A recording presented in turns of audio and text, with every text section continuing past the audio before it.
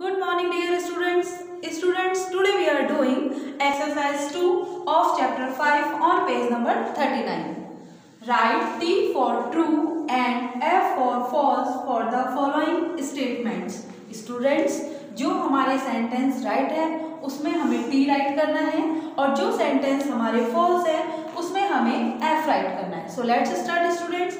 First sentence is a click is normally used to select an item on the monitor. जो click है उसको normally हम किस लिए यूज करते हैं?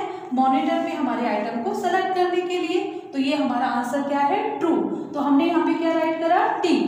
Next one, a mouse helps us to draw picture and play games. जो mouse है वो हमारी पिक्चर ड्रॉ करने में और गेम को प्ले करने में हेल्प करता है. Yes, so right answer is true. Next one, a 3-button mouse has only right and left buttons. जो हमारा 3 बटन माउस है उसमें क्या सिर्फ राइट एंड लेफ्ट बटन होता है? नो.